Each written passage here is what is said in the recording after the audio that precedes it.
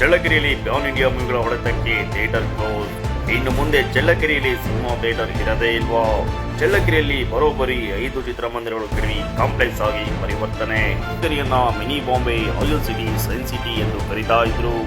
ಚಳ್ಳಕೆರೆಯಲ್ಲಿ ಒಂದೊಂದು ಕಾಲದಲ್ಲಿ 6 ಚಿತ್ರಮಂದಿರಗಳು ಪ್ರೇಕ್ಷಕರಿಂದ ತುಂಬಿ ತುಳಿತಾ ಇದ್ವು.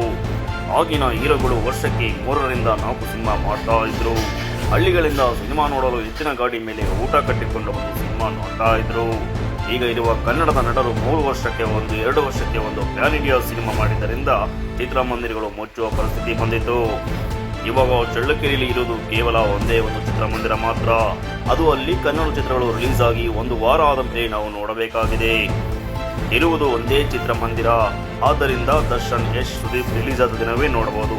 ಆದರೆ ಸಣ್ಣ ಪುಟ್ಟ ನಟರ ಚಿತ್ರ ರಿಲೀಸ್ ಆದ ಮೇಲೆ 1 ವಾರ ಆದ ಮೇಲೆ ನೋಡುವಾಗಿದೆ. ಹಾಗೆ ಆ ಚಿತ್ರಮಂದಿರದಲ್ಲಿ ಜಾಸ್ತಿ ತೆಲುಗು ಚಿತ್ರಗಳೇ ಓಡುತ್ತವೆ. ಒಟ್ಟಿನಲ್ಲಿ ಚಳ್ಳಕೆರೆಯಲ್ಲಿ ಚಿತ್ರಮಂದಿರಗಳು ಮುಚ್ಚಿ ಹೋಗಿವೆ. ಇನ್ನಾದರೂ ಕನ್ನಡದ ಹೆಸರಾದಂತ ನಟರು ವರ್ಷಕ್ಕೆ 2 ರಿಂದ 3 ಸಿನಿಮಾ ಮಾಡಿ ಇನ್ನು ಮುಚ್ಚುವ ಸ್ಥಿತಿಯಲ್ಲಿರುವ ಚಿತ್ರಮಂದಿರಗಳನ್ನು ಕಾಪಾಡಿಕೊಳ್ಳಿ. ಜಿಲ್ಲಾ ವರದಿಗಾರರು ಆಲೇಶ್ ಯಾದವ್.